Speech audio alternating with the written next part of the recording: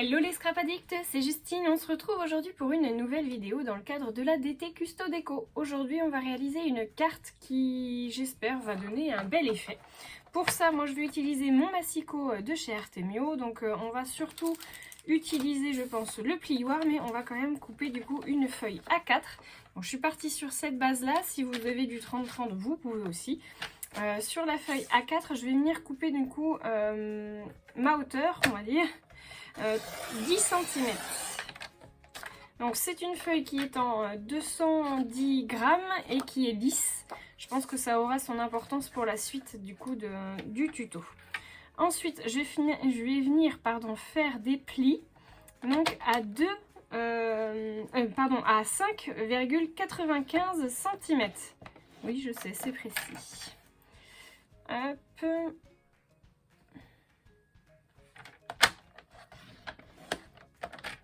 Donc je vais le faire d'un côté et de l'autre.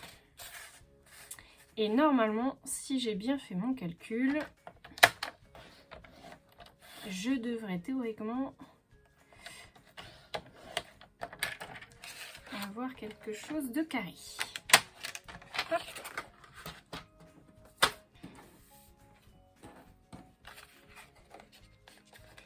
Donc vous marquez votre pli.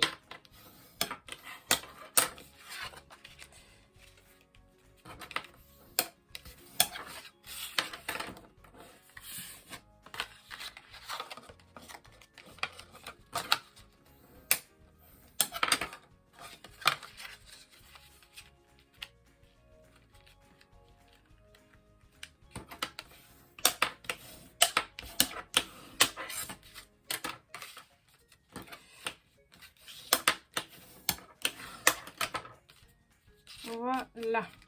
Donc j'ai bien en fait ma forme de carte que vous avez remarqué du coup qui va se déplier, qui va venir s'ouvrir comme ceci. Donc on va venir faire une petite décoration du coup sur le dessus avec de la poudre à embosser. Alors j'ai préparé ma poudre à embosser, donc j'ai choisi la couleur Las Vegas de chez Artemio. Donc en fait c'est une poudre qui est transparente avec des paillettes dorées dedans. Donc je la trouve vraiment très très chouette. J'ai préparé ma planche, enfin mon tampon, donc du coup je vais venir prendre ce gros coquelicot de chez Artemio dans la collection Good Vibes.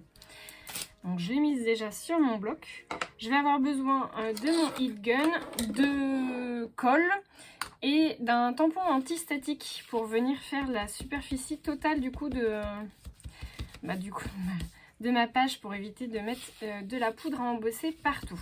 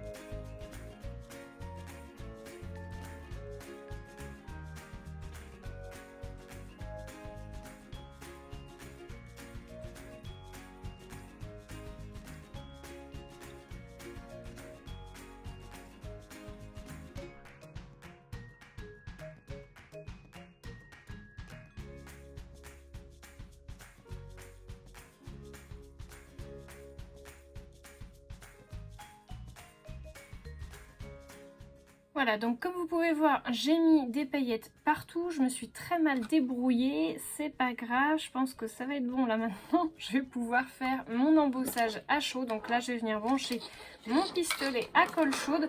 Ce que je vous conseille, c'est de commencer par l'arrière. Comme ça, vous allez éviter de décoller du coup toutes vos petites paillettes. Moi, ce que je veux surtout, c'est que ça donne une impression qui soit assez fondue, puisque je vais venir faire une autre décoration par-dessus. Donc là, ça va vraiment être mon fond de carte. Et voilà du coup ce que ça donne. Alors, je sais pas si vous verrez bien, c'est vrai qu'avec la lumière, c'est pas forcément facile. Mais en fait, la poudre de fond est transparente. J'en ai plein les mains. La poudre de fond est transparente et on voit vraiment plus que les paillettes qui forment du coup le motif. Donc c'est vrai que c'est pas toujours évident du coup de bien le voir. Ce que je vous conseille de faire éventuellement, c'est d'utiliser une presse à tampons. Ça vous permettra de faire plusieurs fois du coup le tamponnage au même endroit et comme ça vous pouvez refaire une couche du coup d'embossage, ce qui permet d'avoir les motifs bien plus définis que ce qu'ils sont aujourd'hui sur ma carte. Moi je vais également utiliser du coup la matrice de découpe papillon dans du papier miroir doré et je vais le passer dans ma mini Happy Cut puisque du coup ce dies là passe dedans, pardon.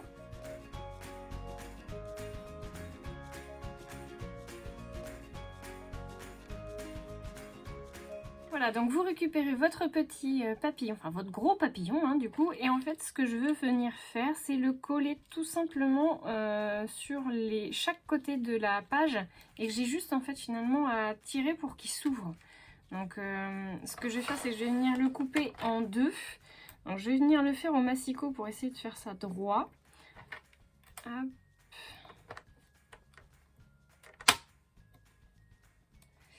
Comme ça.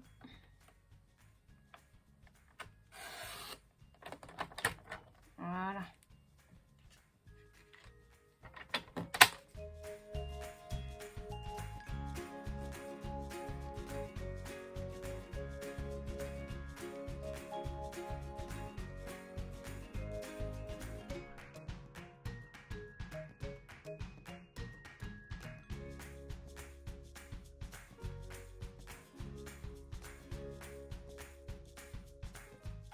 Et voilà, le tour est joué, votre petite carte, elle est prête. Donc vous voyez, une fois bien fermée, ça fait comme ça. Et une fois que vous l'ouvrez, du coup, hop. Donc ça vous laisse découvrir soit une photo au centre, soit votre petit mot au centre. Vous pouvez aussi rajouter des photos sur le côté. Soit si vous mettez votre photo au centre, vous pouvez écrire vos petits mots du coup sur le côté. Moi je trouve que c'est plutôt original au niveau de la forme, c'est pas compliqué à faire. Il faut juste bien centrer du coup le milieu. Et je trouve que voilà, c'est quelque chose d'assez mignon et le fait que le papillon s'ouvre, je trouve ça trop rigolo. Voilà, bah écoutez, n'hésitez pas à me laisser vos petits commentaires, vos petits pouces en l'air. Si jamais vous avez des questions, n'hésitez pas aussi à m'envoyer des messages sur mon adresse mail. Vous pouvez également me suivre sur Instagram. Moi, je vous fais de gros bisous à tous et je vous retrouve très vite pour de nouveaux tutos.